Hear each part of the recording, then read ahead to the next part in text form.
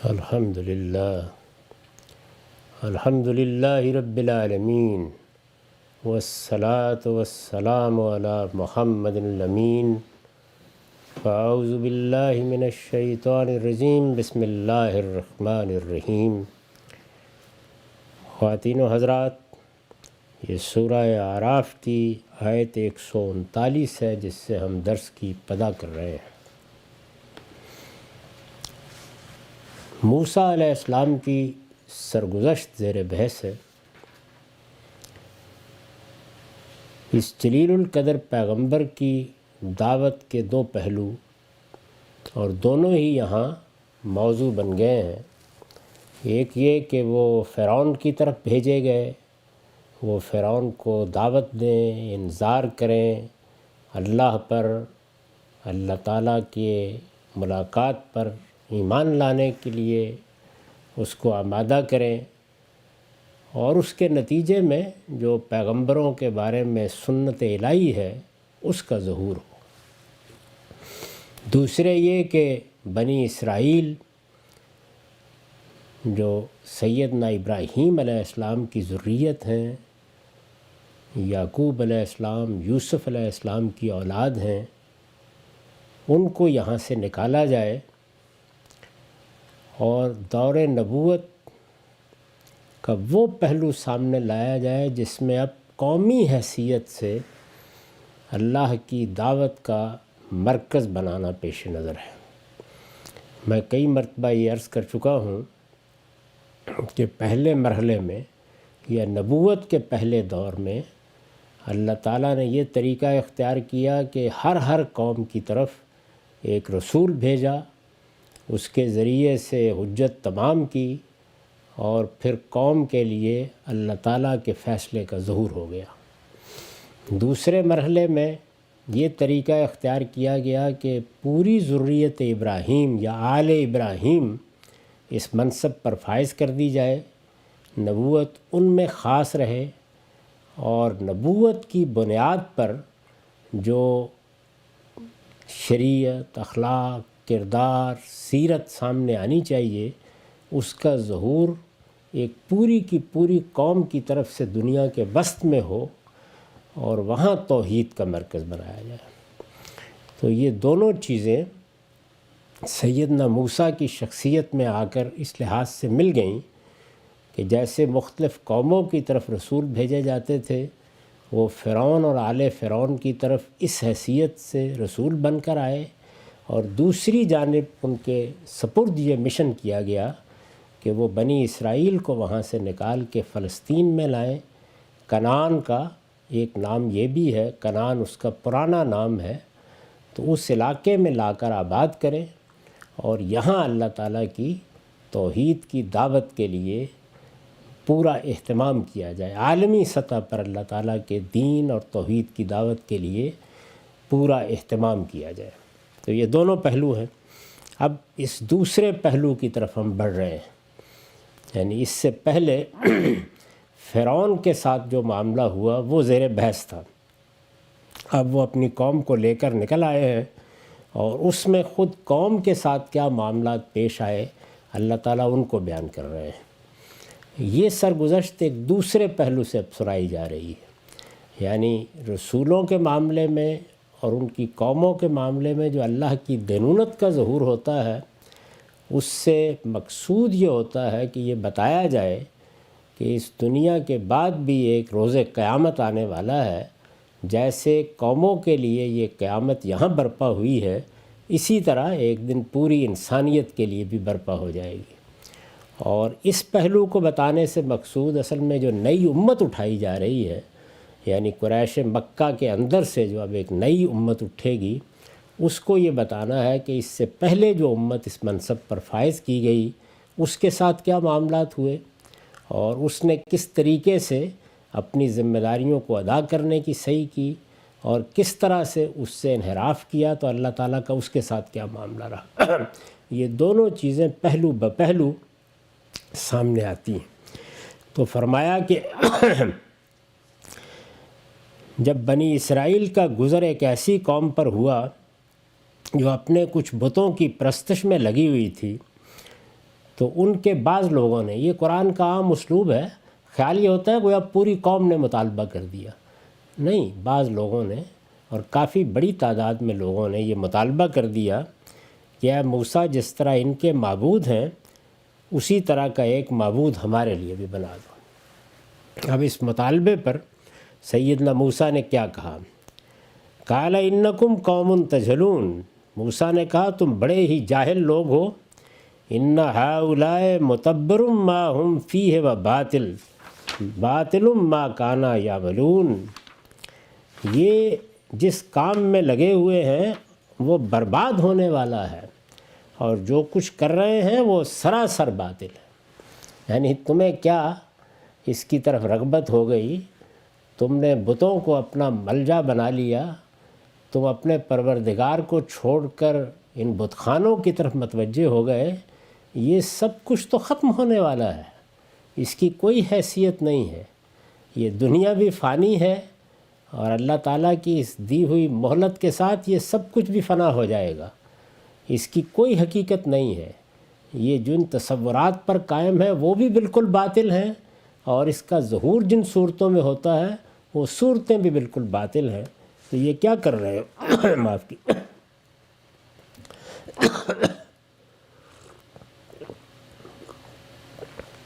تو انہوں نے فرمایا کہ یہ جس کام میں لگے ہوئے ہیں وہ برباد ہونے والا ہے، اور جو کچھ کر رہے ہیں وہ سراسر باطل ہے۔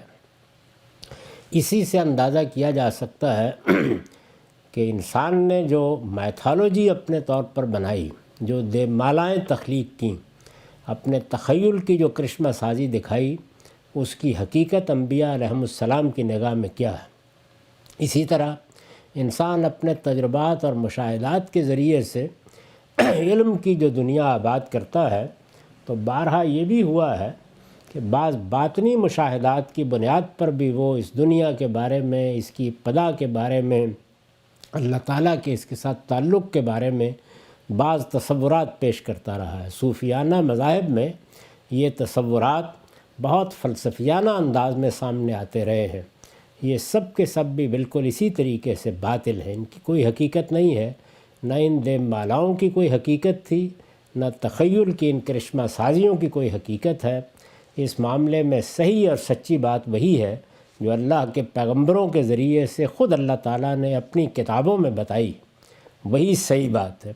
باقی دنیا کا علم، اس کے لیے انسان کو بہت کچھ کرنے کی صلاحیت دی گئی ہے، وہ اس مادی دنیا کے اندر اترے، وہ نفس کے احوال کا مطالعہ کرے، وہ اس سے اپنے علوم اخذ کرے، وہ عمرانیات ہوں، سماجیات ہوں، معیشت ہو، سیاست ہو، یہ اس کی جولاں گاہ ہے، اس میں جو کرشمے بھی دکھانے ہیں وہ دکھائے، اور انسان بہت کچھ کرشمے دکھا بھی رہا ہے، لیکن خدا کی کائنات، اس کائنات کے ساتھ خدا کا تعلق، اس میں پیغمبروں کی دعوت، پیغمبروں کی ہدایت، پیغمبروں کا بیان ہی حتمی چیز ہے۔ اللہ تعالیٰ کی ذات کے بارے میں ہمارے پاس کوئی ذرائع نہیں ہے کہ ہم انسانی تہدیدات سے مقدمات قائم کر کے اس کو اپنی گرفت میں لے سکیں۔ وہاں ہمیں جو صفات کا علم دیا گیا ہے، بس اس کو کسی حد تک ہم سمجھتے ہیں، اور یہ اجمالی ایمان رکھتے ہیں کہ اس کائنات کا ایک خالق ہے، اور ہمیں اس کائنات کے خالق کے ساتھ ایک دن ملاقات کرنی ہے، وہاں ہم جواب دہ ٹھہرائے جائیں گے۔ پیغمبروں کی پوری دعوت کا خلاصہ یہ ہے، اس میں وہ جو معلومات بھی فراہم کرتے ہیں، اس مقصد کو سامنے رکھ کے فراہم کرتے ہیں، اس سے سرے منہ تجاوز نہیں کرتے، اور یہ بتا دیتے ہیں کہ دنیا کی چیزوں کے ساتھ تمثیل دے کر اللہ تعالیٰ اور اللہ تعالیٰ کی کائنات کو سمجھنے کی کوشش نہ کرو، اس لیے کہ لیس کمثلہ شیء، کوئی چیز بھی اس کی مثال کے طور پر پیش نہیں کی جا سکتی، اور انسانی علم قیاس کے معاملے میں مثال ہی کا محتاج ہوتا ہے۔ تو انہوں نے یہ کہا کہ یہ جس کام میں لگے ہوئے ہیں وہ برباد ہونے والا ہے، اور جو کچھ کر رہے ہیں وہ سراسر باطل ہے۔ قالا غیر اللہ ابغیکم الہا، انہوں نے کہا تھا کہ ہمارے لیے بھی اسی طرح کا ایک معبود بنا لیجئے، کوئی صنم خانہ تعمیر کر دیجئے، اس میں ہم بھی سر نیاز جھکائیں، اور ایسی شان و شکو ہمارے بھی پروہتوں اور کاہنوں کی ہو۔ تو انہوں نے جواب دیا کیا میں تمہارے لیے خدا کے سوا کوئی اور معبود تلاش کروں؟ کالا غیر اللہ ابغیکم، یعنی احمقو کیسی بات کر رہے ہو، یعنی میرا پروردگار، تمہارا پروردگار، تم نے اس کی شانیں دیکھیں، تم نے اس نے کمالات دیکھے، اس نے تمہیں منتخب کیا ہے، بڑے منصب کے لیے منتخب کیا ہے، اور تم اس کو چھوڑ کر دوسرے معبود ڈھونڈ رہے ہو۔ اس نے کہا کیا میں تمہارے لیے خدا کے سوا کوئی اور معبود تلاش کروں؟ وہ ہوا فضلکم علی العالمین، درا حال ہے کہ وہی ہے جس نے تم کو دنیا والوں پر فضیلت بخشی ہے۔ اس فضیلت کے بارے میں عرض کر چکا ہوں کہ اس کا مقصد یہ تھا کہ بنی اسرائیل کو یا ذریت ابراہیم کو، ابراہیم علیہ السلام کی اولاد کو اللہ تعالیٰ اپنی دعوت اور اپنے پیغام کے لیے منتخب کر رہے ہیں۔ یہ اللہ تعالیٰ کی طرف سے بالکل اسی طرح کا انتخاب تھا جیسے وہ پیغمبروں کا انتخاب کرتے ہیں۔ پیغمبروں کے بارے میں ہم یہ جانتے ہیں کہ وہ مخاطبہ الہی کے لیے منتخب کیے جاتے ہیں۔ مخاطبہ الہی کس سے؟ لوگوں کے ساتھ۔ یعنی اللہ تعالیٰ جب انسانوں کو کوئی پیغام پہنچانا چاہتے ہیں، انسانوں سے بات کرنا چاہتے ہیں، تو وہ کسی ایک شخص کا انتخاب کرتے ہیں تاکہ اس کے ذریعے سے اپنا پیغام پہنچائیں۔ اب یہاں ایک پوری کی پوری امت کا انتخاب کیا جا رہا ہے، لیکن یہ امت وحی یا مخاطبت کا شرف حاصل نہیں کرے گی۔ ان کے اندر بھی نبی ہی آئیں گے اور ان کے ذریعے سے پیغام پہنچایا جائے گا، لیکن پوری امت، پوری قوم، پوری ذریت کی ذمہ داری ہوگی کہ وہ اللہ کی توحید کی شہادت دے۔ یہی وجہ ہے کہ ابتدا میں یعنی سیدنا ابراہیم کے بعد پے در پے پیغمبر آئے۔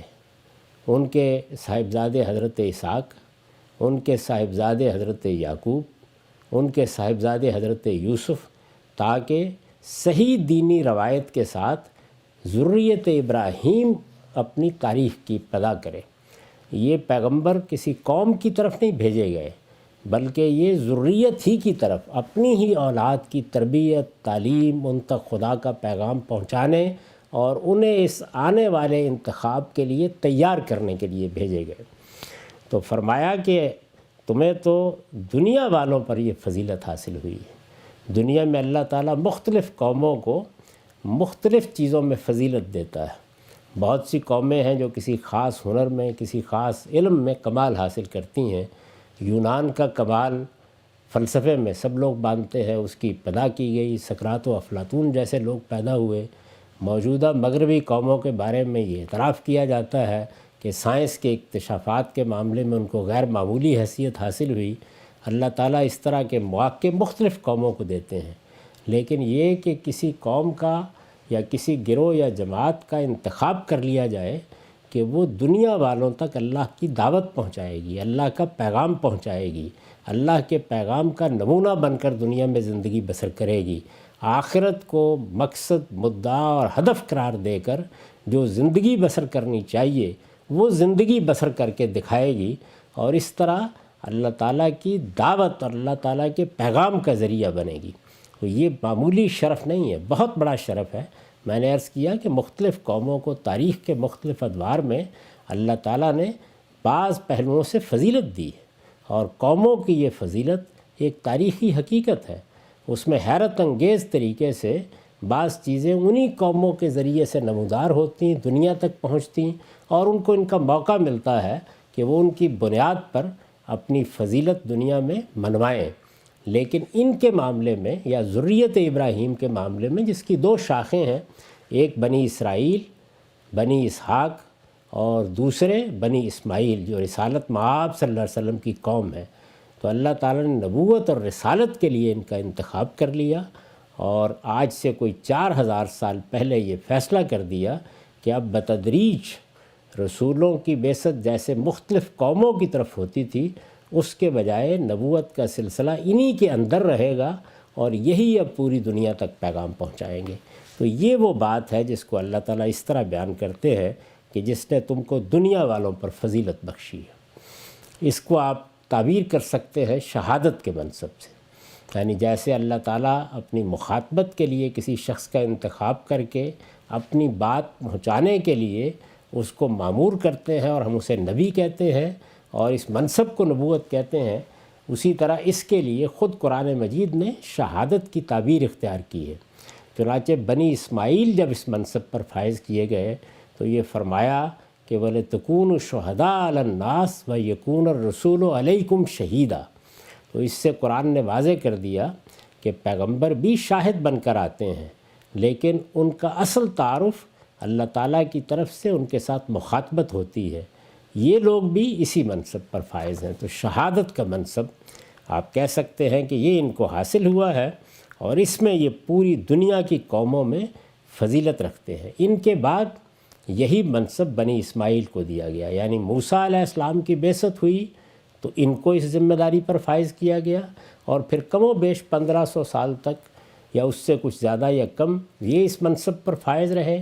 سیدنا مسیح علیہ السلام کی طرف سے اتمام حجت کے بعد یہ معزول ہوئے، اور ان کی جگہ اب قیامت تک کے لیے بنی اسماعیل کو یہ منصب حاصل ہے، سیدنا ابراہیم کی اولاد کی دوسری شاخ کو۔ اور اس کے لیے قرآن مجید نے یہی تعبیر اختیار کی ہے کہ اب اللہ کا رسول آ گیا ہے، اور اللہ کے رسول کی طرف سے تم پر دین کی شہادت قائم کر دی گئی ہے، تم اب باقی دنیا کے سامنے یہی فریضہ ادا کرو گے۔ اس کا حوالہ دیا ہے سیدنا موسیٰ علیہ السلام نے، اور یہ کہا ہے کہ کیا تم مجھ سے یہ مطالبہ کر رہے ہو؟ یعنی کوئی اور قوم یہ بات کرتی تو اس کی حماقت صفاحت کے بارے میں کچھ عذر پیش کیا جا سکتا تھا، لیکن تم جن کو اللہ تعالیٰ نے اس منصب کے لیے منتخب کیا ہے، کیا میں تمہارے لیے خدا کے سوا کوئی اور معبود تلاش کروں؟ درا حال ہے کہ وہی ہے جس نے تم کو دنیا والوں پر فضیلت بخشی ہے۔ قرآن مجید کا یہ عام اسلوب ہے کہ خیر کے معاملات ہوں یا شر کے، قومی زندگی پر تبصرہ کرتے ہوئے وہ یہی تعمیم کا اسلوب اختیار کرتا ہے، لیکن دوسری جگہوں سے بالکل واضح ہو جاتا ہے کہ ایسا نہیں کہ پورے بنی اسرائیل نے یہ مطالبہ کر ڈالا، پوری قوم کو چونکہ ایک وحدت کے طور پر لے کر بات کی جا رہی ہے، تو جب ان کے اندر سے ایک اچھی بلی تعداد نے یہ مطالبہ کیا تو اس کو اس طرح بیان کر دیا ہے۔ فرمایا کہ اس کے باوجود یہ مطالبہ کر رہے ہو کہ وَإِذَا أَنجَيْنَاكُم مِّنْ آلِ فِرْعَوْنَ يَسُومُونَكُمْ سُوءَ الْعَذَابِ يُقَتِّلُونَ أَبْنَاءَكُمْ وَيَسْتَحْيُونَ نِسَاءَكُمْ۔ یاد کرو جب ہم نے فرعون کے لوگوں سے تمہیں نجات عطا فرمائی، یعنی ابھی تو نکل کے آئے ہو اور ابھی بھول گئے ہو، اور وہ نجات کس چیز سے دلائی گئی؟ وہ کیا کر رہے تھے تمہارے ساتھ؟ جو تمہیں سخت عذاب میں ڈالے ہوئے تھے، وہ تمہارے بیٹوں کو ڈھونڈ ڈھونڈ کر مارتے اور تمہاری عورتیں جیتی رکھتے تھے۔ یہ جو یہاں یقتلون کا فعل استعمال ہوا ہے تو یہ کئی پہلوؤں سے تکثیر پر دلالت کرتا ہے، تو یہاں اس عمل کی تکثیر مقصود ہے، یعنی یہ نہیں ہے کہ وہ بچوں کو پکڑ کر ان کے ٹکڑے ٹکڑے کر دیتے تھے، بلکہ اس کو پکڑا اس کو پکڑا، تو یہ جو تکثیر ہے وہ مقصود ہے، اور اس پہلو سے بھی فعل کے اندر اس نوعیت کی تبدیلیاں ہوتی ہیں، اس کو ادا کرنے کی کوشش کی ہے میں نے۔ وہ تمہارے بیٹوں کو ڈھونڈ ڈھونڈ کر مارتے اور تمہاری عورتیں جیتی رکھتے تھے۔ اب ظاہر ہے کہ یہ اللہ کی معمولی عنایت نہیں تھی، یہ اللہ کا معمولی فضل نہیں تھا۔ ایک باجبروت بادشاہ جس کی سلطنت قائم ہے، جس کے پاس فوجیں ہیں، جس کے پاس قوت ہے، جس کے پاس طاقت ہے، اور ایک آدمی ہاتھ میں لٹھیاں پکڑے ہوئے گیا ہے اور وہ اس قوم کو نکال کے لے آیا ہے، تو اللہ تعالیٰ نے اس اوپر جو کرم کیا وہ تو ایک طرف، دوسری جانب فرعون جیسے باجبروت بادشاہ کو اس کے لشکروں سمیت ان کی آنکھوں کے سامنے غرقاب کر دیا۔ اتنی بڑی اللہ تعالیٰ کی عنایت دیکھنے کے بعد بھی جب یہ بات کی گئی تو یاد دلایا گیا کہ اس پروردگار کی بات کرتے ہو، اس کو چھوڑ کر کسی اور کو معبود بنا رہے ہو، یہ مجھ سے مطالبہ کر رہے ہو کہ میں تمہارے لیے کوئی بت خانہ تعمیر کر دوں۔ غور کرو اس بات کے اوپر کہ پروردگار نے تمہارے اوپر کیا احسان کیا۔ فرعون اور اس کے لوگ تمہارے بیٹوں کو ڈھونڈ ڈھونڈ کر مارتے اور تمہارے عورتیں جیتی رکھتے تھے، اللہ نے اس عذاب سے تمہیں نجات دلائی۔ یہ معمولی بات نہیں ہے، میں نے اس کے اوپر لکھا ہے، اس میں بلاغت کا یہ نقطہ ملحوظ رہنا چاہیے کہ لڑکوں کو ذبح کرنے کا ذکر بیٹوں کے لفظ سے ہوا ہے، یعنی اس میں الفاظ کے اندر ایک بڑی ندرت ملحوظ رکھی ہے۔ بیٹوں کا ذکر کیا تو یقتلون ابناءکم، یعنی لڑکوں کے لیے عربی زبان میں الفاظ ہیں لیکن وہاں بیٹوں کا لفظ استعمال کیا۔ لڑکوں کو ذبح کرنے کا ذکر بیٹوں کے لفظ سے ہوا ہے، اور لڑکیوں کو زندہ رکھنے کا ذکر کرتے ہوئے تمہاری عورتوں کے الفاظ استعمال کیے گئے، یعنی مقابل میں تمہاری بیٹیوں نہیں کہا، تمہاری عورتوں کے الفاظ استعمال کیے گئے ہیں۔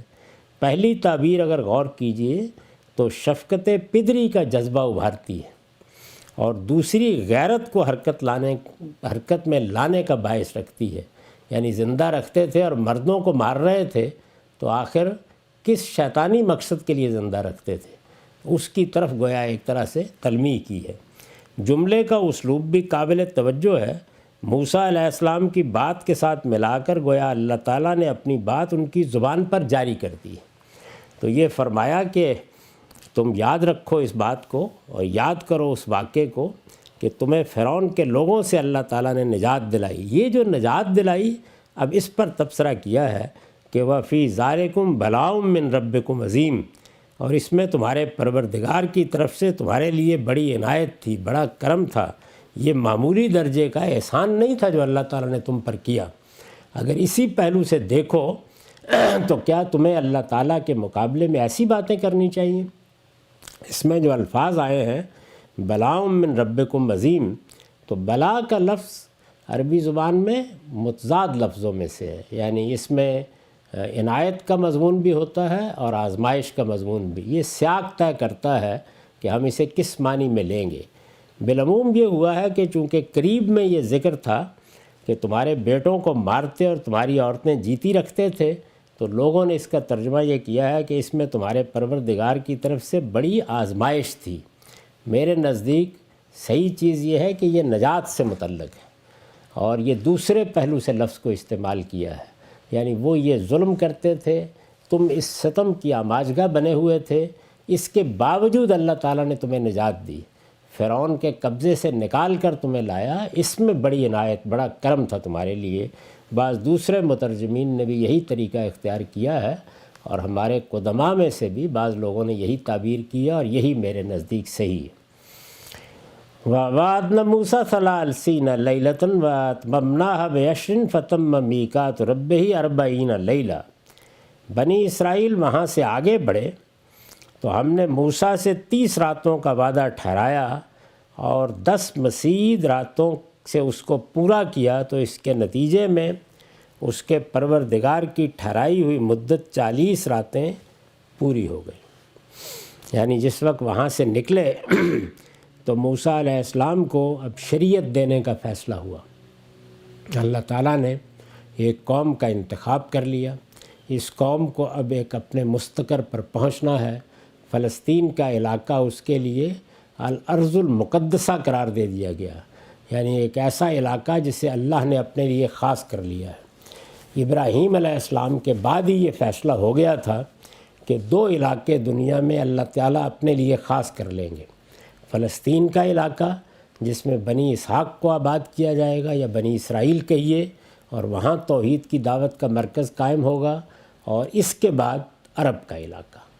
چنانچہ ان کو ہدایت کی گئی کہ بنی اسحاق کو کنعان میں آباد کرے، جس کا ایک نام فلسطین ہے، اور بنی اسماعیل کو یعنی دوسرے بیٹے کو عرب میں آباد کرے، اور عرب میں ہی اللہ تعالیٰ کی عبادت کا وہ گھر بنایا گیا جس کو ہم مسجد حرام کہتے ہیں۔ مسجد ہے، اللہ تعالیٰ کی عبادت کے لیے بنائی گئی، اور اللہ تعالیٰ نے قرآن میں یہ بتایا ہے کہ خدا کی زمین پر یہ پہلی عبادت گاہ ہے جو اللہ وحدہ لا شریک کے سامنے سر نیاز جھکانے کے لیے تعمیر کی گئی تھی۔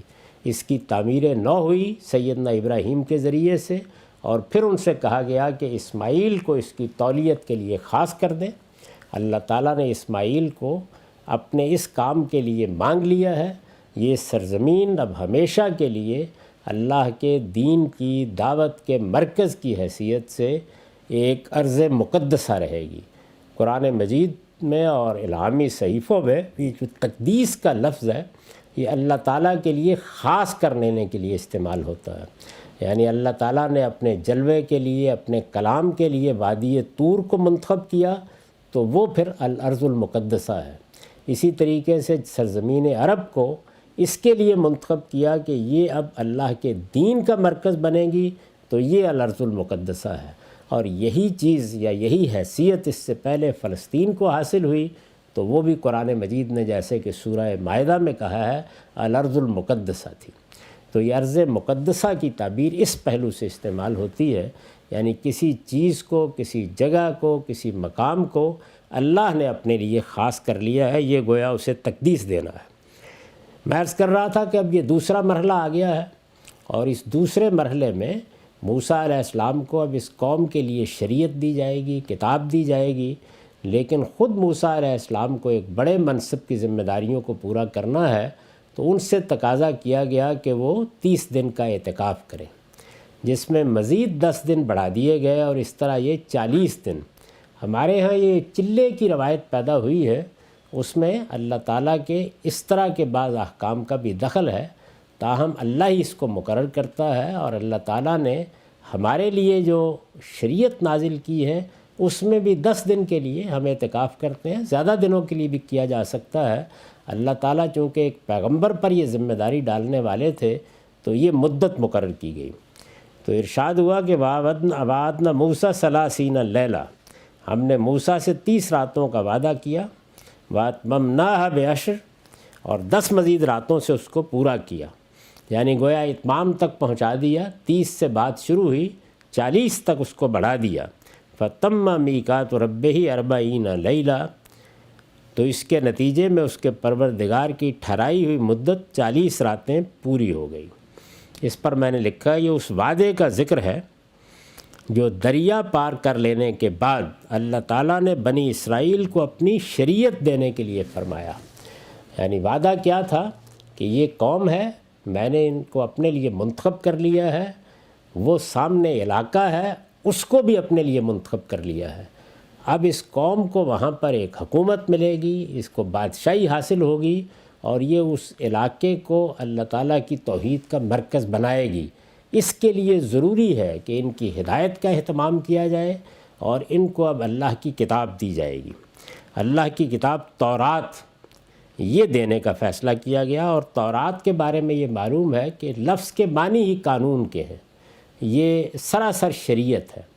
قرآن مجید کا معاملہ اس سے بالکل الگ ہے، اس میں شریعت بھی بیان ہوئی ہے، لیکن وہ اصلاً انذار کی کتاب ہے، یعنی اس میں پیغمبر جو کام کرتے تھے وہ کام اللہ تعالیٰ نے خود کیا ہے۔ انذار، خبردار کرنا، اصلاً قرآن مجید ایک پیغمبر کی سرگزشت انذار ہے، لیکن تورات صرف قانون یا شریعت کا مجموعہ ہے۔ تو شریعت دینے کا وعدہ فرمایا تھا۔ 40 راتوں کی یہ مدت اس ذہنی اور قلبی تیاری کے لیے تھی جو کتاب الہی کا حامل بننے کے لیے ضروری تھی۔ رسالت مآب صلی اللہ علیہ وسلم کو بھی جب انذار کے منصب پر فائز کیا گیا، تو قرآن سے معلوم ہوتا ہے کہ بہت اہتمام کے ساتھ رات میں اٹھ کر قرآن مجید کی تلاوت کرنے کے لیے کہا گیا۔ سورہ مزمل اسی حکم کو بیان کرتی ہے۔ اس میں یہ کہا گیا کہ یہ ایک زائد نماز ہے، آپ اس کا اہتمام کریں، راتوں میں اٹھ کے اللہ تعالیٰ کو پکاریں، ورتل القرآن ترتیلا۔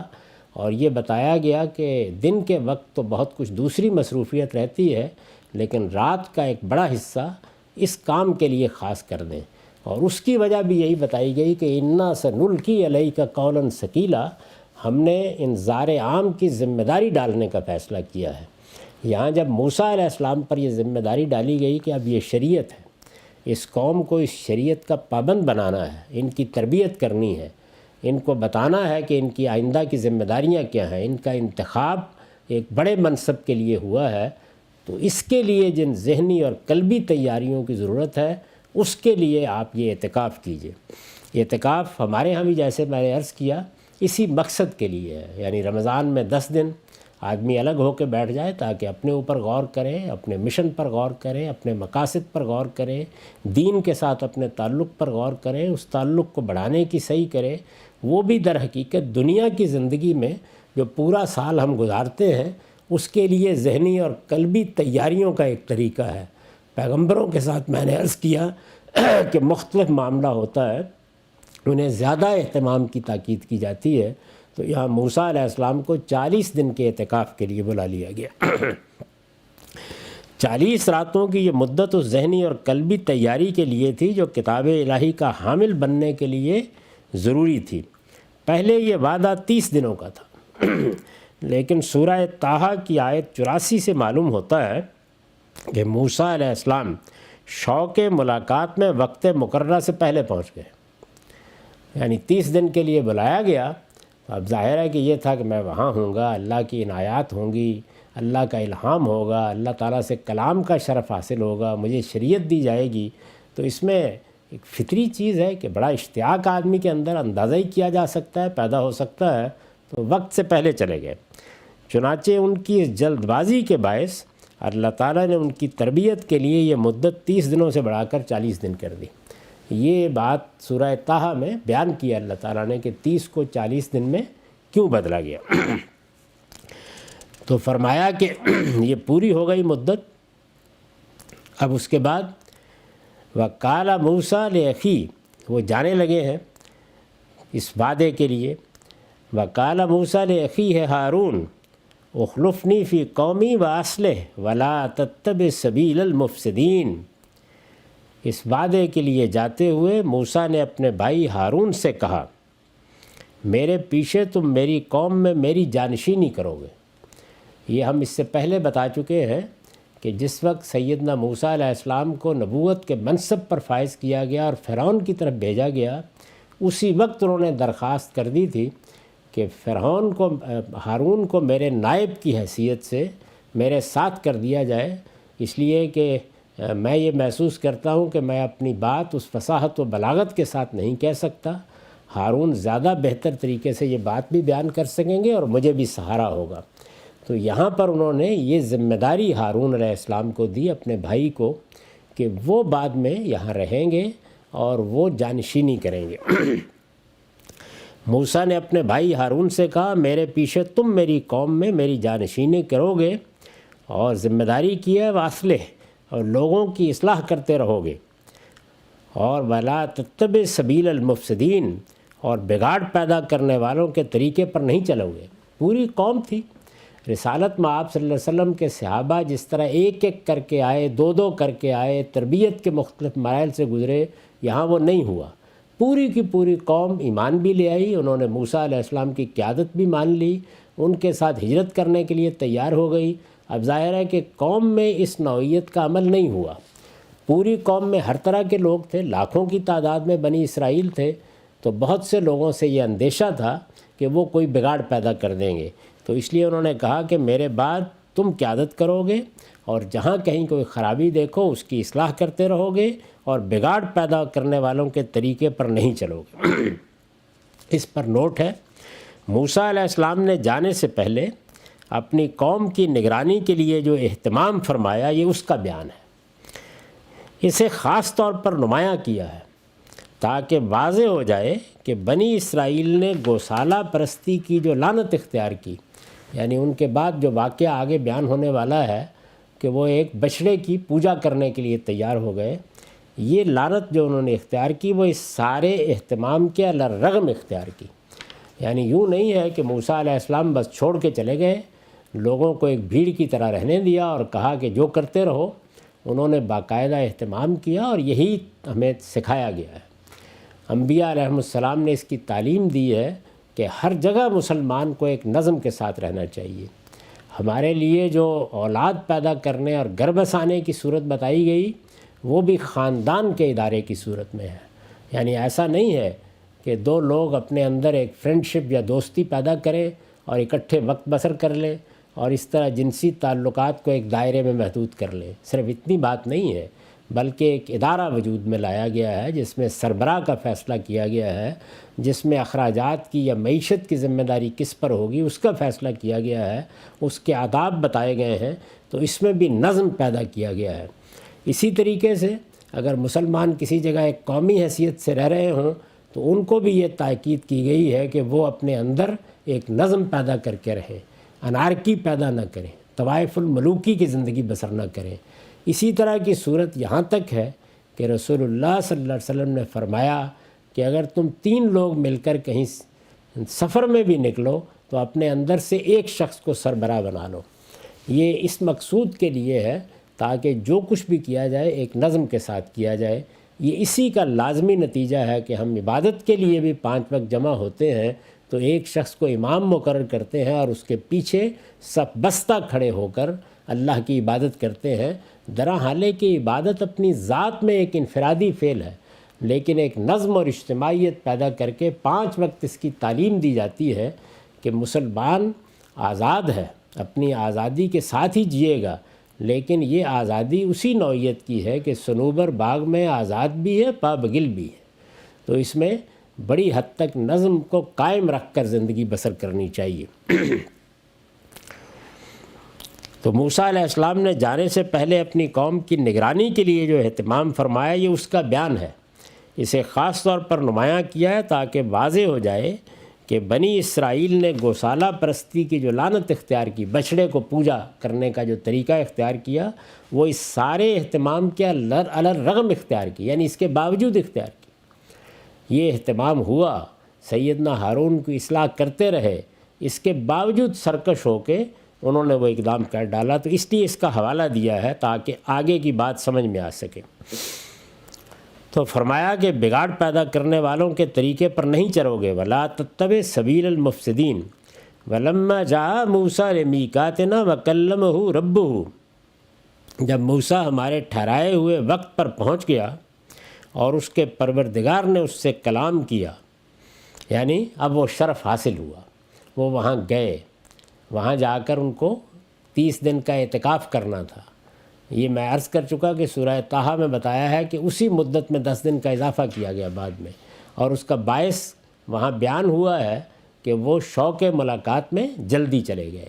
تو اس سے اندازہ ہوا کہ طبیعت میں یہ چیز موجود ہے، نیکی کے لیے اور خیر کے لیے موجود ہے، لیکن یہ چیز قوموں کی قیادت کے معاملے میں مسائل کا باعث بن سکتی ہے۔ اقدام سے متعلق جو لیڈرشپ کا طریقہ بتایا گیا ہے وہ یہی ہے کہ حزم و احتیاط کے ساتھ اقدام کیا جائے، یعنی جذبات کی ایک رو آئی اور اس میں آگے بڑھ گئے، کسی چیز کا غلبہ ہوا اور اس میں جو منہ میں آیا کہہ دیا، جو کرنا تھا کر لیا، یہ طریقہ بڑا ہی مہلک ہو جاتا ہے۔ صحیح طریقہ یہ ہے کہ اگر قوم کی قیادت کرنی ہے تو بہت حزم کے ساتھ، بہت احتیاط کے ساتھ، بہت سوچ کر، ہر چیز کو سمجھنے کے عمل سے گزار کر اقدامات کیے جائیں۔ تو یہ تربیت ان کو دی گئی اور اس موقع کے اوپر یہ اہتمام کیا گیا کہ اب ظاہر ہے کہ سیدنا موسیٰ نہ صرف یہ کہ ان کے رہنما ہوں گے، بلکہ تورات جو اللہ کا قانون ہے اس کے مطابق زندگی بسر کرنے کی ان کی تربیت بھی کریں گے۔ تو وہ پہنچ گئے اور ان کو یہ شرف حاصل ہوا کہ اللہ تعالیٰ نے ان سے کلام کیا۔ یہ معمولی بات نہیں ہے۔ اب کلام کیا، خود قرآن نے بتایا ہے سورہ بقرہ میں کہ یہ وہ شرف ہے جو پوری انسانی تاریخ میں سوائے موسیٰ علیہ السلام کے کسی کو حاصل نہیں ہوا۔ یعنی اللہ تعالیٰ نے جب یہ بتایا کہ میں نے ہر پیغمبر کو کسی نہ کسی معاملے میں فضیلت دی ہے، تو خاص طور پر اس کا ذکر کیا ہے کہ موسیٰ علیہ السلام سے میں نے براہ راست کلام کیا ہے۔ 3 صورتیں بتائی گئی ہیں سورہ شورى میں، اللہ تعالیٰ اپنے نبیوں کے ساتھ کیسے بات کرتے ہیں۔ اس میں ایک صورت یہ ہے کہ پردے کے پیچھے سے براہ راست بات کرتے ہیں۔ تو یہ براہ راست بات ہوئی جو انہوں نے سنی اللہ تعالیٰ کی بات۔ تو جب کلام کیا تو ظاہرہ حوصلہ ہوا کہ مجھے یہ بڑا غیر معمولی شرف حاصل ہو گیا ہے، اللہ تعالیٰ مجھ سے ہم کلام ہے۔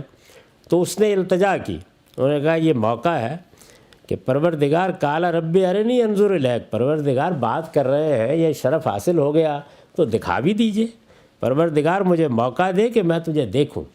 تو یہ درخواست انہوں نے آگے بڑھ کر اللہ تعالیٰ کی طرف کر دی۔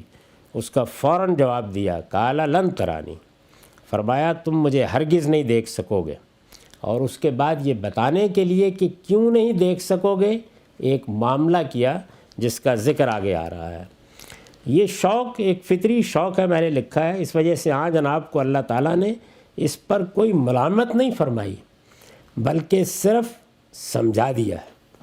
یعنی ایسا نہیں ہے کہ ڈانٹ پڑ گئی ہو، یہ کہو کیا بات کر رہے ہو، یہ سمجھایا ہے، اور سمجھایا ہے ایک مشاہدہ کرا کے، یہ بتا کے کہ کیوں تم اس کا تحمل نہیں کر سکتے کہ اللہ تعالیٰ کو اس طریقے سے دیکھو۔ تو یہ جواب دیا، یعنی انہوں نے درخواست کیا کی میں عرض کر چکا کہ درخواست کرنے کی ہمت اس لیے ہوئی کہ بہت بڑا شرف حاصل ہو گیا، یعنی اللہ نے کلام فرمایا تو انہوں نے کہا رب ارنی انظر الیک، پروردگار مجھے موقع دے کہ میں تجھے دیکھوں۔ تو جواب دیا قال لن ترانی، فرمایا تم مجھے ہرگز نہیں دیکھ سکو گے۔ کیوں نہیں دیکھ سکو گے، اس کی آگے وضاحت کی ہے، اس کو ہم اگلی نشست میں دیکھیں گے۔ اقول و قولی ھذا واستغفر اللہ لی ولکم ولسائر المسلمین۔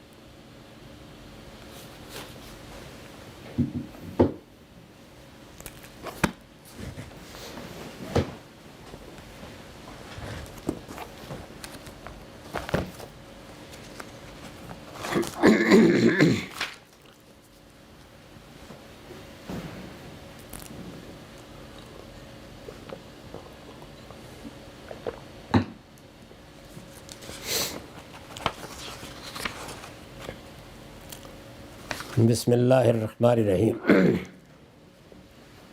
عن الأحنف بن قیس قال ذهبت لأنصر ابن عم رسول الله فلقيني أبو بكر فقال أين تريد؟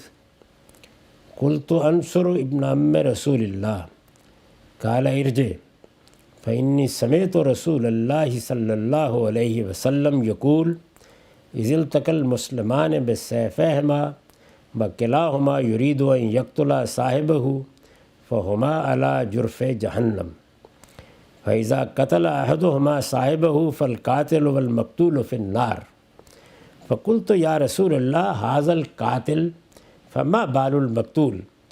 قال إنه كان حريصا على قتل صاحبه۔ یہ بخاری کی روایت ہے، رقم 6583۔ احنف بن قیس بیان کرتے ہیں کہ میں نے رسول اللہ کے چچا کے بیٹے کی مدد کرنے کا فیصلہ کیا اور اس مقصد سے نکلا۔ چچا کے بیٹے یعنی سیدنا علی رضی اللہ عنہ مراد ہے۔ اس سے یہ متعین ہوا کہ یہ اس زمانے کا واقعہ ہے کہ جب سیدنا علی کی حکومت قائم ہوئی اور ان کی حکومت کو بہت سے لوگوں نے تسلیم کیا، بعض لوگوں نے تسلیم نہیں کیا۔ اس سے ایک کشمکش برپا ہوئی، یہاں تک کہ جنگ کی نوبت آ گئی، تلواریں بے نام ہو گئیں۔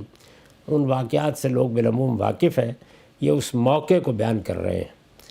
احنف بن قیس کی روایت ہے کہ میں رسول اللہ کے چچا کے بیٹے کی مدد کرنے نکلا تو راستے میں مجھے ابو بکرہ رضی اللہ عنہ مل گئے، ایک دوسرے صحابی مل گئے۔ انہوں نے ارادہ کیا کہ جہاں لشکر ہیں وہاں میں جب آ کے اپنی خدمات پیش کر دوں، اور اس میں خاص طور پر یہ الفاظ استعمال کیے ہیں کہ اس کا باعث بھی یہ بنا کہ ایک طرف اللہ کے رسول کے ساتھ یہ تعلق رکھنے والی ایک شخصیت ہے، اس کی حکومت ہے، اس کی حکومت کو چیلنج کر دیا گیا ہے، بہت سے لوگ اسے ماننے کے لیے تیار نہیں ہیں، تو مجھے ان کا ساتھ دینا چاہیے۔ راستے میں ابو بکرہ مل گئے، انہوں نے پوچھا کہاں کا ارادہ ہے؟ میں نے کہا رسول اللہ کے ذات کی مدد کرنے جا رہا ہوں، یعنی چچا کے بیٹے کی مدد کرنے جا رہا ہوں۔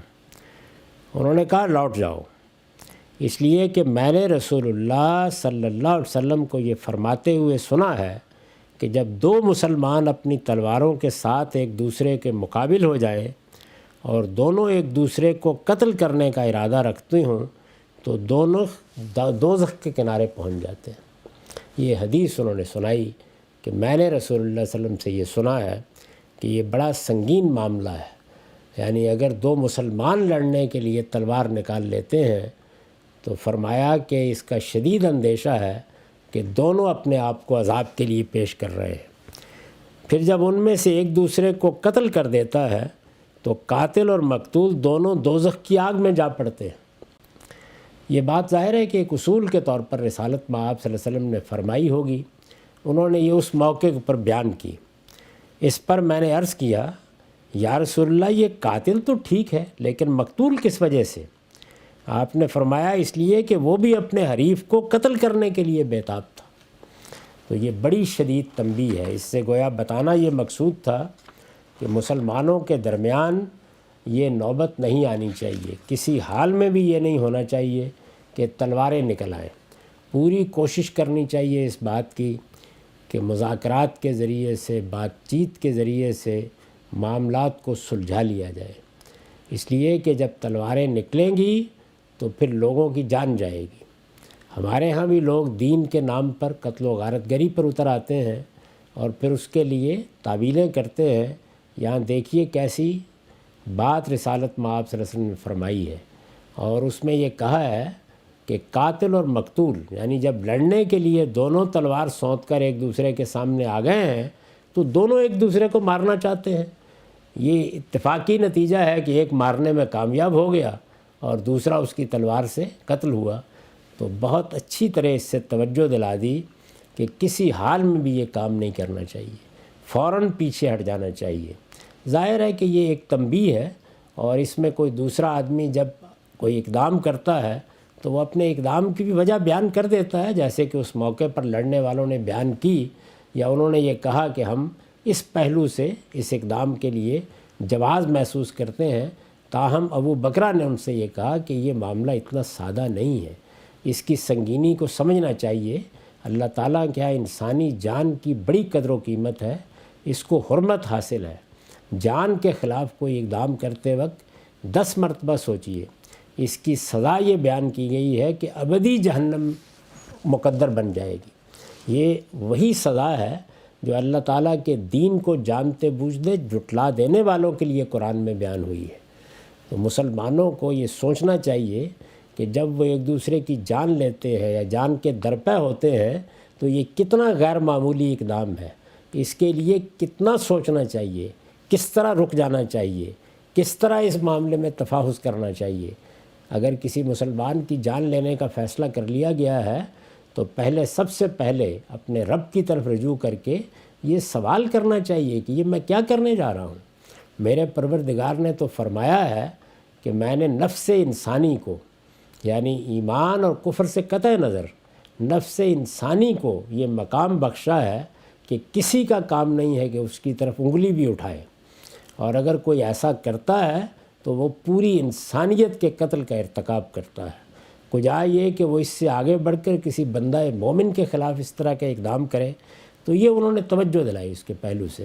ظاہر ہے اس کے باوجود کچھ اقدامات کرنا ہوتے ہیں، حکومتیں بھی کرتی ہیں، جنگ و جدال کی نوبت بھی آتی ہے۔ میں اس وقت اس پر نہیں تبصرہ کرنا چاہتا کہ اس وقت کیا ہوا، لوگوں کے پاس کیا عذر تھا، انہوں نے کیسے یہ گوارا کر لیا کہ وہ آپس میں لڑیں۔ اس سارے فتنے کو الفتنۃ الکبریٰ کہا جاتا ہے۔ رسول اللہ صلی اللہ علیہ وسلم نے بھی یہ بتایا تھا کہ اس وقت کیا صورتحال ہو جائے گی جب میرے صحابہ، مجھ پر ایمان لانے والے ایک دوسرے کے خلاف تلوار نکال کے باہر کھڑے ہو جائیں گے۔ لیکن یہ تنبیہ انہوں نے ایک شخص کو کی اور یہ کہا کہ مت جاؤ، یہ آسان معاملہ نہیں ہے۔ اگر لوگ اس موقع کے اوپر اللہ کے رسول کی اس تنبیہ کو سامنے رکھ کے رک جائیں تو وہ پھر تلواروں سے فیصلہ نہیں کریں گے، وہ کوشش کریں گے کہ مل بیٹھیں، ایک دوسرے کی بات سنیں، مذاکرات کا طریقہ اختیار کریں، کوئی پرامن انتقال اقتدار کا راستہ تلاش کرنے کی صحیح کرے۔ لیکن اگر تلواریں نکلیں گی تو اللہ کے پیغمبر کی یہ تنبیہ یاد رکھو کہ جو دو لوگ ایک دوسرے کو مارنے کے لیے کھڑے ہوں گے وہ یہ خیال نہ کریں کہ صرف مارنے والا ہی قیامت کے دن قاتل قرار پائے گا، نہیں، مقتول کو بھی یہی منصب حاصل ہو جائے گا، وہ بھی اسی جگہ پر پہنچے گا، اس کو بھی اللہ تعالیٰ اسی طرح کٹہرے میں کھڑا کر دیں گے۔ اور اس کی وجہ بتائی رسول اللہ صلی اللہ علیہ وسلم نے کہ وہ بھی یہی ارادہ رکھتا تھا کہ موقع ملا تو میں اس کو مار دوں گا۔ تو جب صورتحال یہ ہو تو پھر ظاہر ہے کہ دونوں کو متنبع ہو جانا چاہیے۔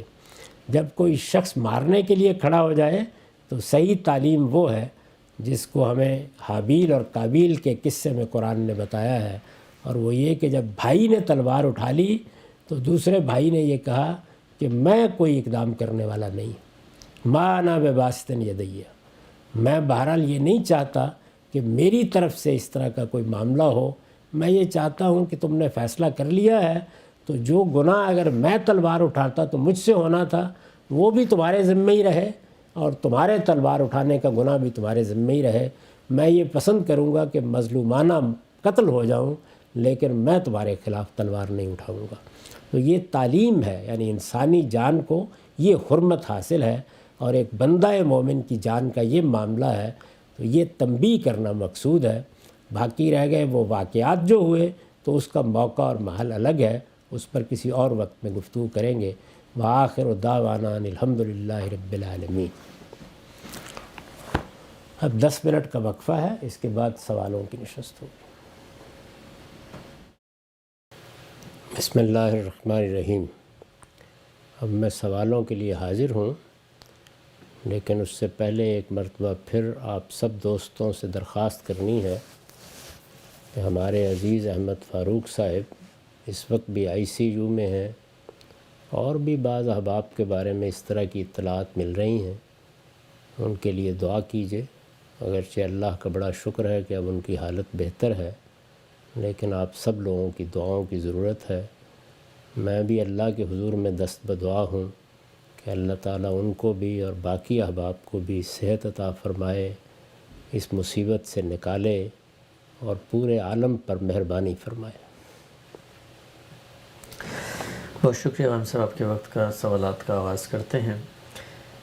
غام صاحب، بہت سارے لوگوں نے یہ سوال کیا ہے کہ پاکستان کے اندر دہشت گردی کے متعدد واقعات ہوتے رہے ہیں، ایک لمبی تاریخ ہے، اور آپ ان مواقعوں پر آ کر یہ بتاتے بھی ہیں کہ دہشت گردی کی جو ہمارے خطے میں، ہمارے ملک میں وجوہات ہیں، اس کی فکری بنیادیں کیا ہیں۔ لیکن گزشتہ ہفتے ہی پاکستان میں ایک مدرسے کے اندر جو ہے وہ دھماکہ ہوا، تو لوگوں نے پوچھا ہے کہ اس طرح کے واقعات جس سے خود مذہبی لوگ متاثر ہوتے ہیں، ان کو آپ کیسے دیکھتے ہیں؟ مذہبی افکار ہوں، سیاسی افکار ہوں، ایسا نہیں ہوتا کہ وہ کسی ایک ہی دائرے تک محدود رہیں۔ ان کے لیے آپ کوئی اساسات فراہم کرتے ہیں، کوئی بات کرتے ہیں، اس کا استدلال بیان کرتے ہیں۔ لوگ جب ایک مرتبہ اس بات کو اس طریقے سے، اس استدلال کے ساتھ سمجھ لیتے ہیں، تو وہ اطلاق کے لیے مجھ سے یا آپ سے پوچھنے کے لیے نہیں آتے، وہ اپنے طریقے پر اطلاق کرتے ہیں۔ یہ دیکھا ہے ہم نے کہ مذہبی طبقات نے کسی دوسرے کی تکفیر کی، اس کے بارے میں کہا فلاں واجب القتل ہو گیا ہے، اور پھر اپنا ایک استدلال بھی پیش کر دیا۔ انہوں نے یہ چاہا کہ اس دوسرے فرقے کے لوگوں کے خلاف کوئی شخص اقدام کرے، یا اقدام کے جواز کی ایک فضا پیدا کی۔ تو یہی جو تلوار ہے جب یہ بے نیام ہو گئی، تو ایسا بھی ہوا کہ اس شخص نے یہ کہا کہ اچھا ان کے ہاں بھی تو یہ چیز پائی جاتی ہے، پلٹ کے وہی لوگ اس کا نشانہ بن گئے۔ تو اس پچھلے 30-40 سال کے عرصے میں نے یہ دیکھا ہے کہ تشدد ہمیشہ آپ کی طرف لوٹ آتا ہے۔ یہ ویسے پوری انسانی تاریخ میں یہی ہے، یعنی اگر یہ صورت ہوگی تو لوگ، عام لوگ جو کچھ سنیں گے اس کے اطلاق کے لیے میری یا آپ کی بات کے پابند نہیں رہیں گے۔ چنانچہ اسی چیز کو سامنے رکھ کر ہمارے پیغمبر نے یہ ہدایت کی ہے کہ انسانی جان کے معاملے میں ایسے فیصلے نہ کیا کرو۔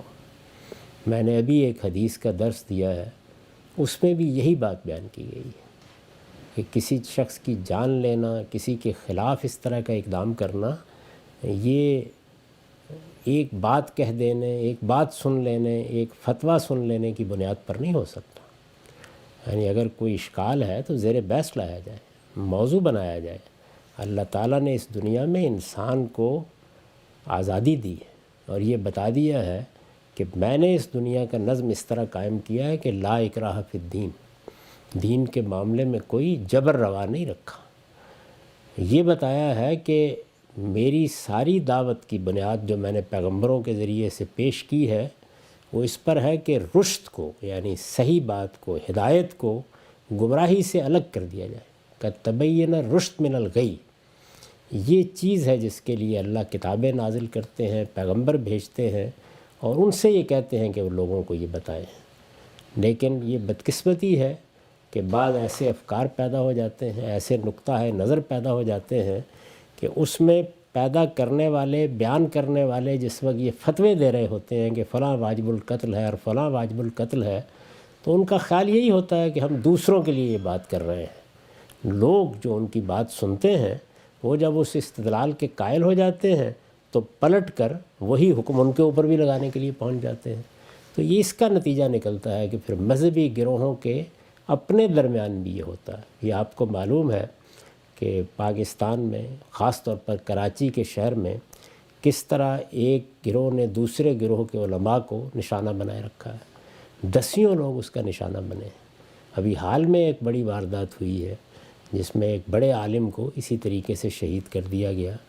تو علماء پر اس نوعیت کے حملے کرنا، مدرسوں پر اس نوعیت کے حملے کرنا، مسجدوں میں گھس کر یہ کرنا، خود میں نے دیکھا کہ جب اس طرح کی فضا پیدا ہوئی تو نماز پڑھنے کے لیے لوگ کھڑے ہوئے، اللہ کی بارگاہ میں سر بسجود ہونے والے ہیں، لوگ داخل ہوئے، انہوں نے مسجد میں گولیوں کی بوچھاڑ کر دی۔ انسان ایسا شقی القلب کس طرح ہوتا ہے؟ ایک مذہبی استدلال اسے فراہم کیا جاتا ہے، اس کے بعد یہ چیز اس کے اندر پیدا ہوتی ہے۔ یہ پچھلے دنوں میں جتنے واقعات آپ دیکھ رہے ہیں ان میں کہیں توہین رسالت کی بنیاد کے اوپر لوگوں کو ایک خاص بیانیہ سکھایا گیا ہے، کسی جگہ پہ ختم نبوت کے معاملات زیر بحث آ گئے ہیں، اور کسی جگہ پہ فرقوں اور گروہوں کے باہمی معاملات، اور اس میں بسا اوقات چھوٹی چھوٹی چیزیں ایک دوسرے کی تکفیر کا باعث بنتی ہیں۔ خیر، اس کا یہ مطلب نہیں کہ بڑی چیز ہو۔ میں تو ہمیشہ توجہ دلاتا ہوں کہ یہ ہمارا کام نہیں ہے کہ ہم دنیا میں لوگوں کے کفر ایمان کے فیصلے کریں، ہم لوگوں کے بارے میں یہ فیصلے کریں کہ کون دوزخ میں جائے گا، کون جنت میں جائے گا۔ یہ سب فیصلے اللہ تعالیٰ خود کرے گا۔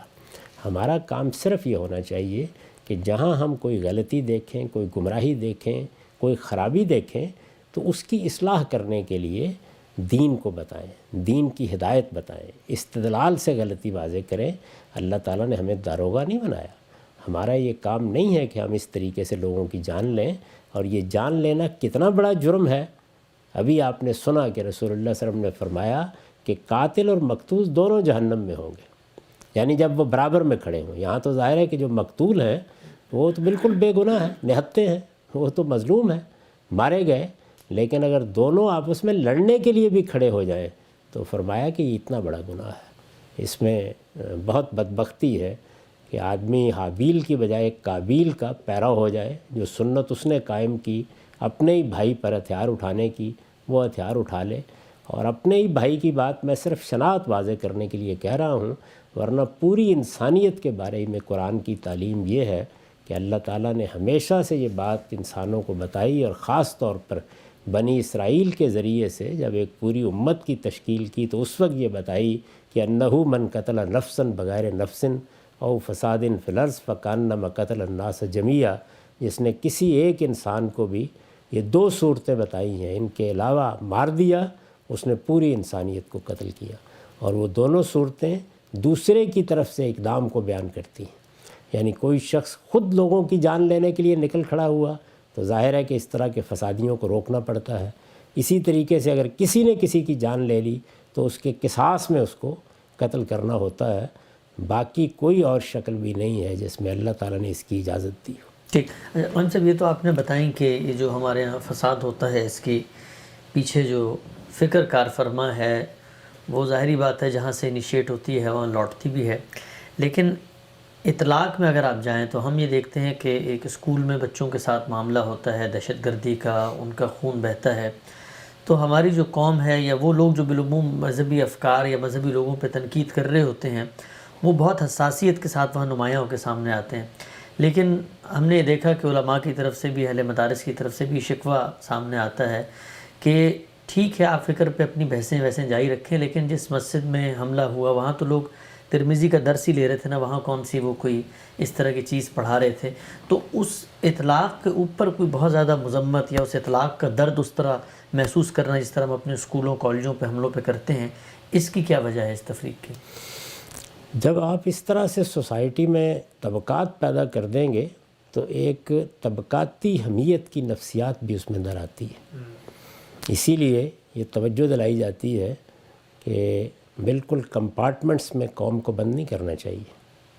یہ جو میں بارہا یہ کہتا ہوں کہ پہلے 12 سال کی بنیادی تعلیم یکساں ہونی چاہیے، اس کا نظام بھی یکساں ہونا چاہیے۔ اس کی وجہ کیا ہے؟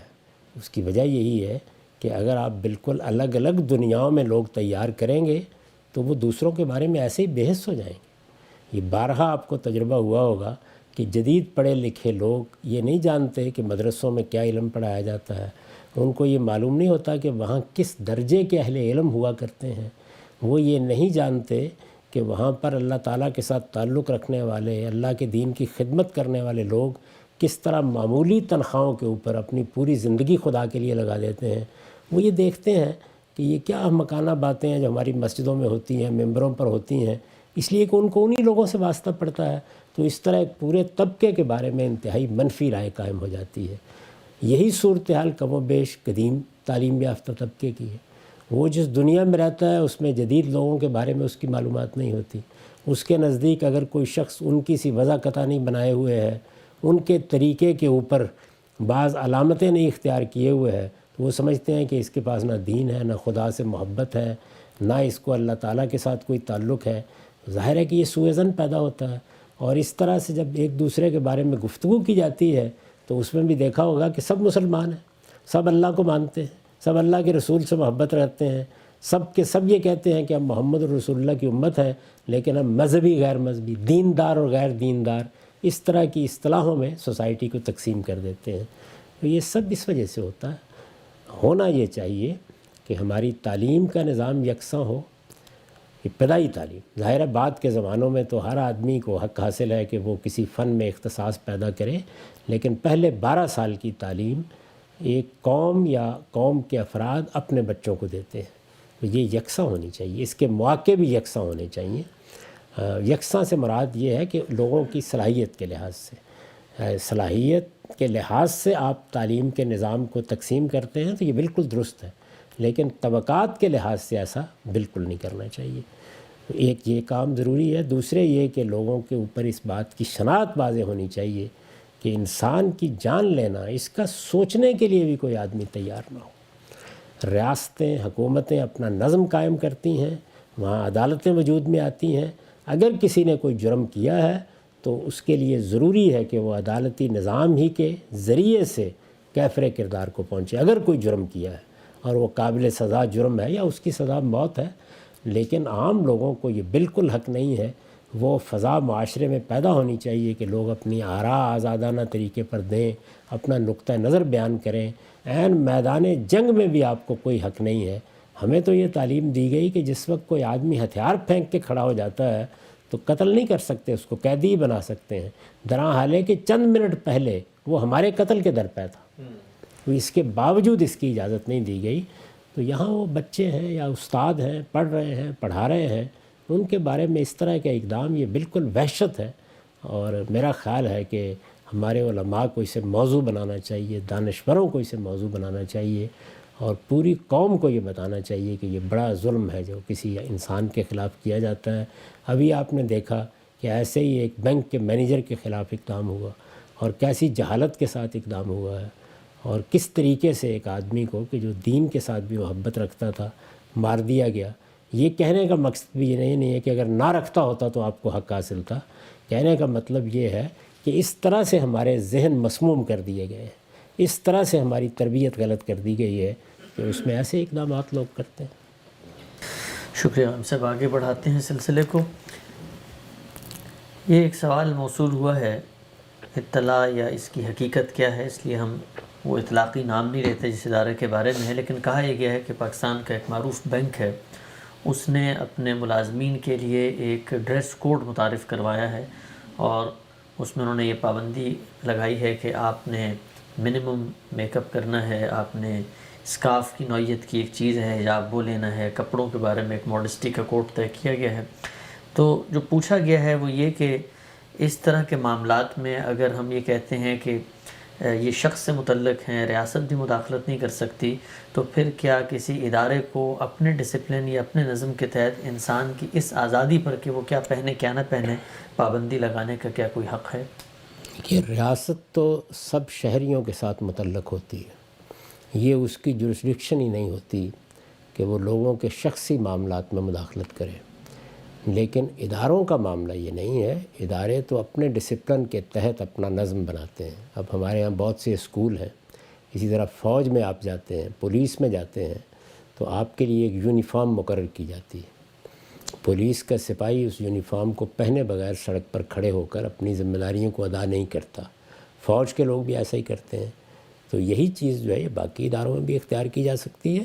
یعنی کسی ادارے کے اس اقدام کے اوپر اس پہلو سے تو تنقید ہو سکتی ہے کہ انہیں کرنا چاہیے تھا یا نہیں کرنا چاہیے تھا، لیکن یہ کہ انہیں اس کا حق نہیں ہے، یہ ہر ادارے کو حق ہے. لوگ وہاں اپنی آزادانہ مرضی سے جاتے ہیں، آزادانہ مرضی سے ملازمت کرتے ہیں. میں اگر فرض کر لیجئے آج فیصلہ کرتا ہوں یا میرا کوئی بیٹا یہ فیصلہ کرتا ہے کہ فوج میں جائے گا، تو یہ کیسے ہو سکتا ہے کہ وہ یہ کہے کہ میں اپنی مرضی کا لباس پہنوں گا؟ یہ فیصلہ کرنے کا اس کو حق ہے کہ وہ نہ جائے، لیکن جائے گا تو وہاں پر ایک ڈسپلن بھی ہوگا، قاعدے بھی ہوں گے، ضابطے بھی ہوں گے.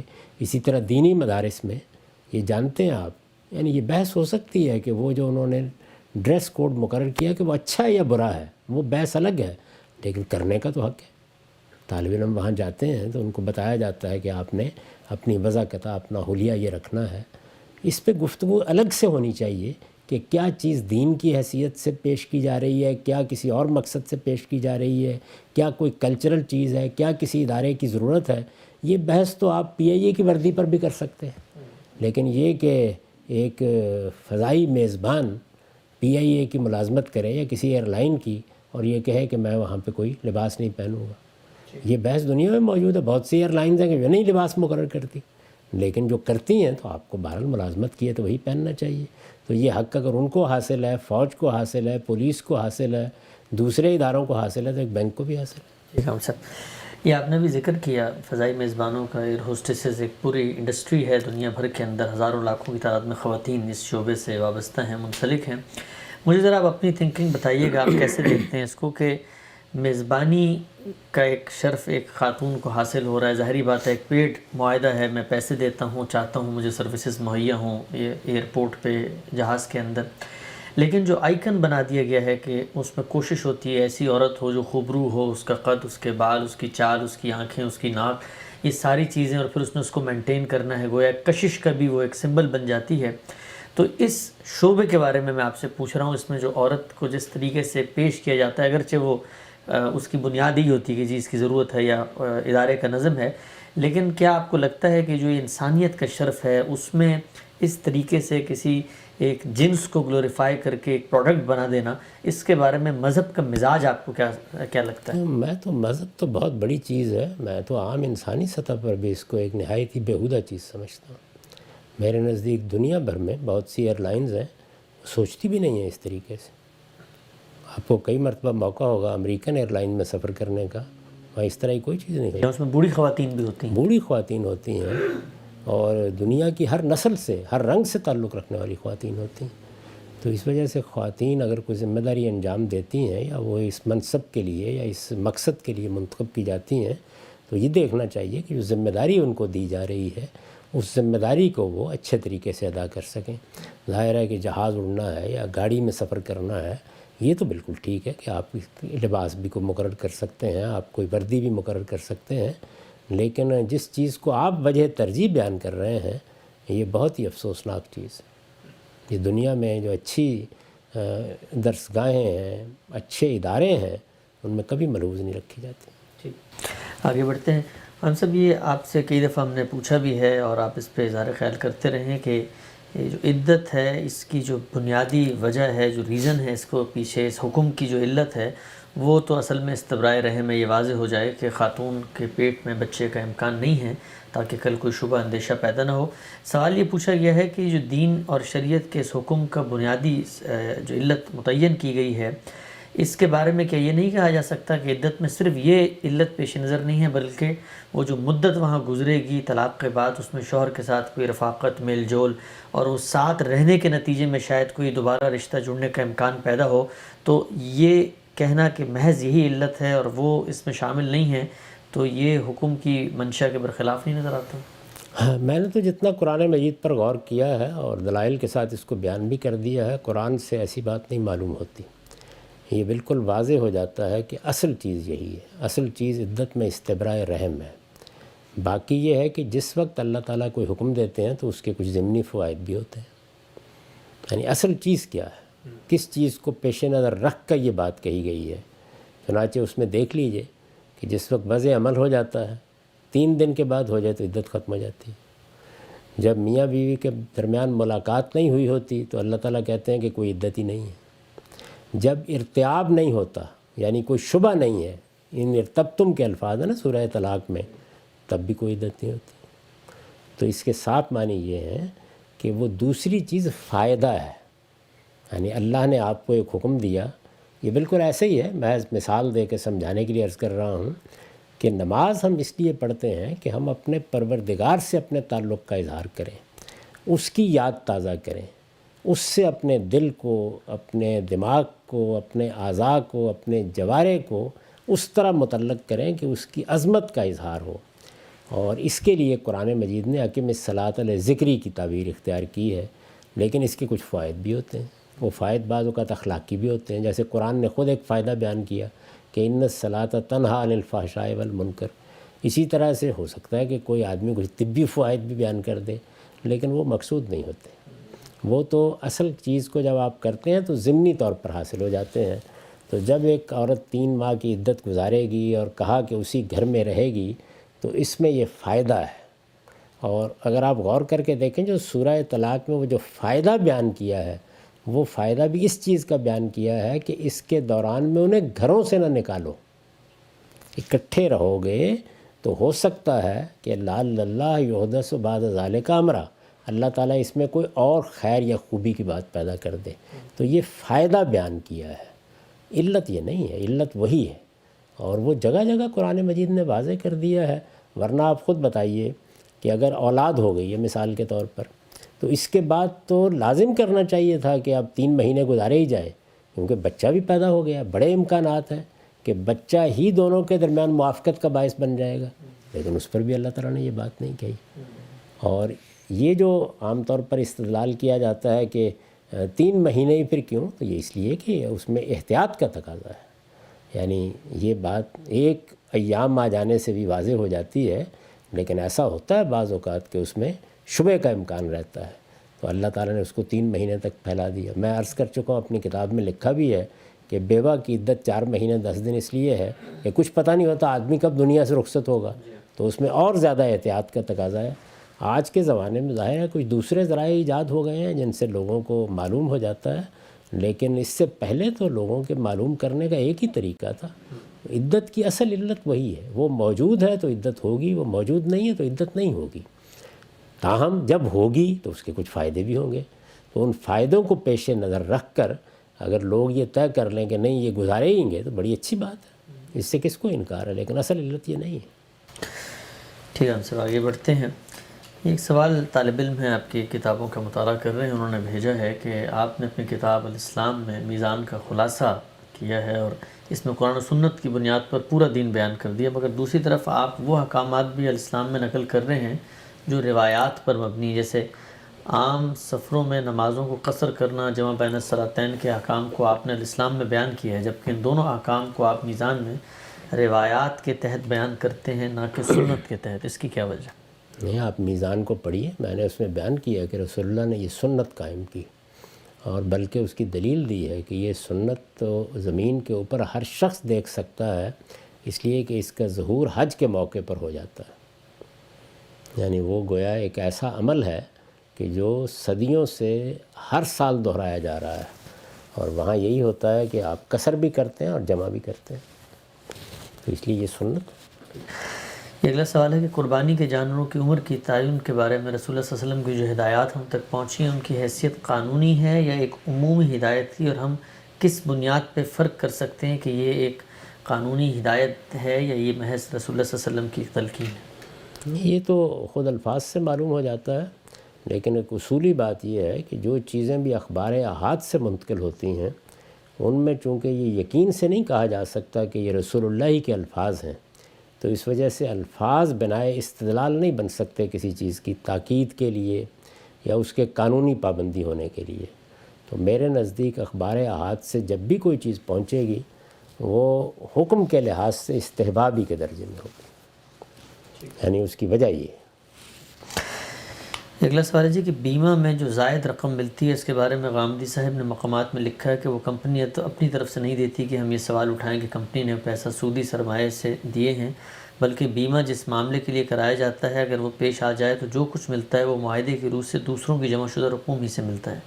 سوال یہ ہے کہ یہاں پر ایک مشکل ہے کہ یہ بات اس صورت میں صحیح ہو سکتی ہے جب ہر کسی کو مدت پوری ہونے پر اتنی ہی رقم ملے جتنی اس نے جمع کروائی ہے، مگر انشورنس میں جو رقم مدت پوری ہونے پر ملتی ہے وہ اس رقم سے بہت زیادہ ہوتی ہے، جو کہ لازمی سی بات ہے کمپنی ادا کر رہی ہے اور کمپنی نے کہیں اور سے کمائی ہے۔ کمپنی نے جہاں سے بھی کمائی ہے، اس سے کیا فرق واقع ہوتا ہے؟ یہاں ایک نظام بنا دیا گیا کہ ہم اس نظام میں کنٹریبیوٹ کریں گے، اور وہ اس اصول پر بنایا گیا کہ یہ ایک عقد معاونت ہے۔ ہم جب رقم حوالے کر دیں گے تو کسی دوسرے کو اگر ضرورت پیش آ گئی ہے تو ایک قاعدے ضابطے کے مطابق اس کو مل جائے گی، مجھے پیش آ گئی ہے تو ایک قاعدے ضابطے کے مطابق مجھے مل جائے گی۔ وہ کتنی ملے گی، کتنی نہیں ملے گی، اب تک جو تجربہ ہے وہ یہ ہے کہ 13%، 14% سے زیادہ ڈیمانڈز ہوتی ہی نہیں۔ بہت بڑی رقم ان کے پاس جمع ہوتی ہے۔ وہ چونکہ ایک نظام چلا رہے ہوتے ہیں تو رقم جمع ہو گئی ہے، اس کو آگے کاروباروں میں بھی لگا لیتے ہیں، اس سے بھی کوئی فرق نہیں پیدا ہوتا۔ یہ اصل میں کوئی نہ قرض دینے کا معاملہ ہے، نہ یہ کوئی کاروبار کیا جا رہا ہے، یہ ایک عقد معاونت ہے۔ تو عقد معاونت میں جو بھی آپ طے کر لیں، یہ بارہا آپ نے دیکھا ہوگا کہ بعض اداروں میں یہ لوگ کر دیتے ہیں کہ بھئی آپ 15 20 روپے مہینے کے کٹوا دیا کریں، کسی کو ضرورت پیش آ گئی تو آپ کو اتنے پیسے دے دیے جایا کریں گے، اس میں کمپنی بھی ڈال دیتی ہے اپنی طرف سے۔ تو اگر ایک ملازمت دینے والی کمپنی یہ کر سکتی ہے تو کاروبار کرنے والی کمپنی بھی کر سکتی ہے، کسی لحاظ سے بھی اس پر کوئی اعتراض نہیں ہوتا۔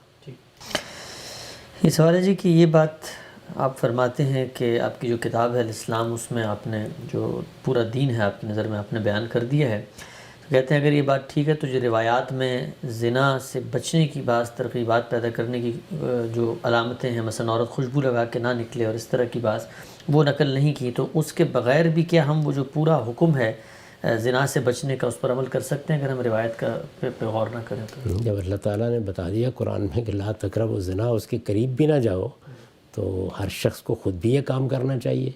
رسالت میں آپ صلی اللہ علیہ وسلم نے وہی باتیں بیان کی ہیں جو ہر شخص کو خود بھی کرنی چاہیے۔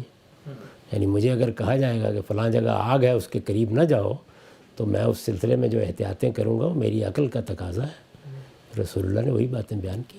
ٹھیک، یہ آخری سوال ہے کہ قرآن و سنت پر عقلی انداز میں غور و فکر کرنے سے ایسا کیوں محسوس ہوتا ہے کہ اب غور و فکر کا ذوق تو بہت بڑھ گیا مگر جو ایک حسن عقیدت اور عبادت کا ذوق و شوق تھا وہ کم ہو گیا؟ پہلے نفل و قرآن کے بغیر سمجھے تلاوت کے بغیر سکون نہیں ملتا تھا، مگر اب فرائض اور قرآن کی چند آیات سمجھ کر پڑھ لینا بھی کافی محسوس ہو جاتا ہے۔ اپنی تربیت کرنی چاہیے، یعنی یہ بات کہ ہم کو کیا سمجھنا ہے یہ بالکل ایک الگ عمل ہے، اور اس کو ایسے ہی ہونا چاہیے کہ آپ سمجھیں، جانیں، اہل علم کی چیزوں کو دیکھیں، اس میں تقابل کریں، اور عمل کے معاملے میں وہی جذبہ، وہی محبت پیدا کرنی چاہیے، اور اس کے لیے اپنی تربیت خود بھی کرنی چاہیے، اچھے لوگوں کی صحبت میں بھی بیٹھنا چاہیے۔ اور میں تو اس پر بہت زور دیتا ہوں کہ ہمارے ہاں جو صوفیوں نے ایک ادارہ بنایا تھا، خانقاہ کا ادارہ، اس کو زندہ کرنا چاہیے۔ تصوف پر میری تنقیدات آپ کے علم میں ہیں، وہ تصوف پر تنقیدات ہیں۔ ایک انسٹیٹیوشن کے طور پر خانقاہ بہت اچھا ادارہ ہے، اور اس کو نئی شکل دے کر زندہ کرنے کی صحیح کرنی چاہیے۔ اس سے لوگوں کے اندر ایسی چیزوں کا ذوق پیدا ہوگا۔ ذوق کی آبیاری ایک الگ چیز ہے، اس کے لیے اہتمام بھی الگ ہونا چاہیے، اور چیزوں کو سمجھنا، غور کرنا، ان کا علم حاصل کرنا، یہ ایک الگ عمل ہے۔ دونوں کے لیے الگ الگ اہتمام چونکہ میں عرض کر رہا ہوں، تو آدمی کو خود بھی متنبہ رہنا چاہیے کہ ایک کا میں نے بندوبست کر لیا، دوسرے کے لیے کیا کر رہا ہوں، بیدار رہنا چاہیے۔ چنانچہ بارہا ایسا ہوا ہے کہ جب میں لاہور میں ہوتا تھا تو لوگوں کو نصیحت کی کہ دین سمجھنے کا جو عمل آپ کر رہے ہیں وہ ہمارے طریقے پر آپ کا اطمینان ہو گیا، کریں، لیکن یہ کہ کچھ وقت کبھی تبلیغی جماعت صاحب کی مسجد میں چلے جایا کریں، کبھی دوسرے اہل علم کی مجالس میں چلے جایا کریں، تاکہ ہر طرح کی صحبت آپ کو میسر ہو، اور اس میں ایک روحانیت، ایک ماحول بھی انسان کے اوپر اثر انداز ہوتا ہے۔ تو ایسی زندگی بسر کرنی چاہیے۔ اس وقت یہ نہیں ہے کہ کوئی شخص پیغمبر ہے آپ بالکل یکسو ہو جائے، رسول اللہ ہوں تو پھر تو کہیں جانے کی ضرورت نہیں، لیکن عام لوگوں کے معاملے میں یہ تنوع برقرار رکھنا چاہیے۔ ہم یہ کھو بیٹھتے ہیں بعض اوقات۔ ہم سے بہت شکریہ آپ کے وقت کا، یہاں وقت ختم ہوتا ہے، انشاءاللہ کل دوبارہ حاضر۔ بہت شکریہ۔